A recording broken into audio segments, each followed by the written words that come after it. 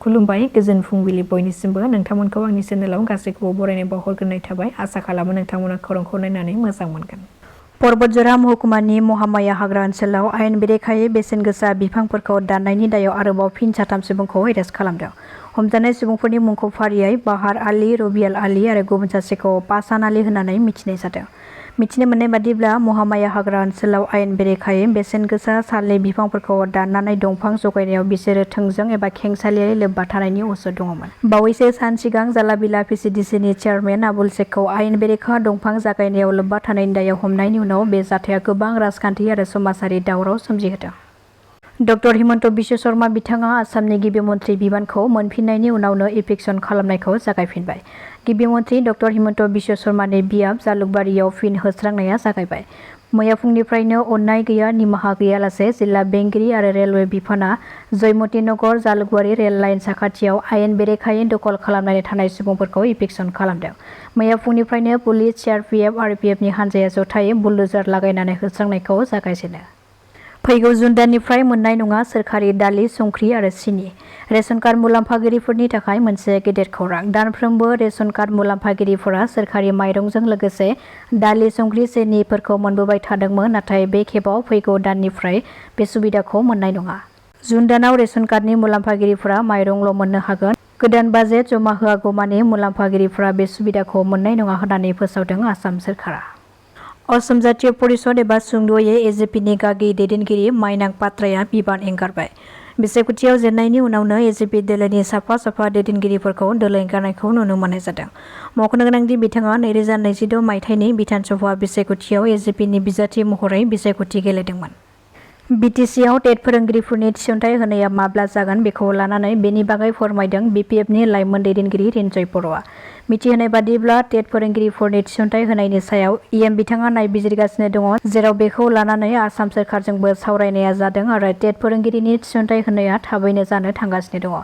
टेट आनजाद लिरगिरि बिथांमोना बेनि बागै गोबां मिथिनो लुबैनानै दङ। टेट फोरोंगिरि थिसनथाइ होनायखौ लानानै मोनसे मोजाङै नायबिजिरफिननो थाखाय कमिटि दानानै होनाय जादों। बिथांमोना बेखौ नायबिजिरगासिनो दङ। बे नायबिजिरनाया जोबोब्लानो टेट फोरोंगिरिफोरनि थिसनथाइ होनाया जागोनखौ मिथिहोदों रिन्जय बर' बिथाङा। बिटिसि सोरखारनि बाखनायथाव खामानि। बारहुंखाजों सिलिंखार जालांनाय नखरफोरनो दावलिगुरि, सुखानजरा, मागुरमारि पिसिडिसिनि गासै गं 744 नखरफोरनो थिं राननानै होदों एमसिएलए जुबिराज बसुमतारिया। बेनि सिगाङावबो कक्राझार जिल्लानि दाब दाब ओनसोलफ्राव गोबां बर' नखरफोरा बारहुंखाजों सिलिंखार जालांनाय नखरफोरनो बिटिसि सोरखारनिफ्राय थिं राननानै होनायखौ नुनो मोननाय जादों। बियो एकदम नंखाय प्रपागेन्डा, फल्स प्रपागेन्डा। बड'लेण्ड इउनिभारसिटिखौ बदनाम खालामनो, बेनि एकाडेमिक प्रडाक्ट्सफोरखौ दिनै बदनाम खालामनो बा इन्स्टिटिउसनखौ बदनाम खालामनो थाखाय मोनसे दुष्ट चक्रआ इउनिभारसिटिखौ गाहायाव लांनो थाखाय बे प्रपागेन्डाखौ बदनामखौ खालामदों मिडियायावहाय उइदाउट एनि फेक्टस एभिडेन्स बे जिनिसखौ खालामदों।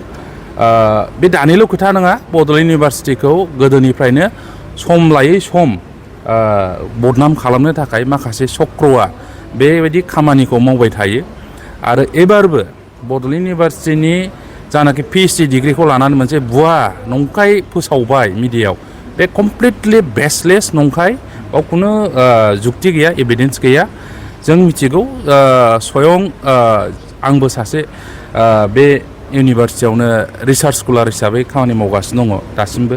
माने पिएइचडिआ एथ' सहसै एडमिसन मोना, बेनि थाखाय नोङो बिराद प्रसेस दङ।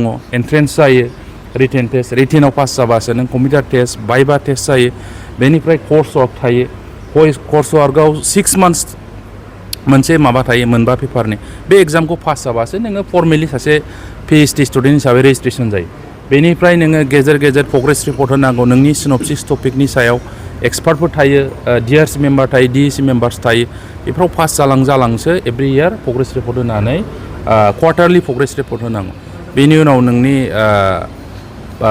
थिसिसखौहाय माबा साबमिसन होनाय जायो आरो फाइनाल साबमिसन जाबा बेखौ एक्सपार्टनो बायह्रायाव इभुलेसन मोननै इउनिभारसिटियाव फाथायनाय जायो आरो बिसोरो मोजां रिकमेन्डेसन होना हरबासो इउनिभारसिटिया भाइभा खुंनानै पिएइचडि डिग्रिखौ डिक्लेयार खालामनो हायो।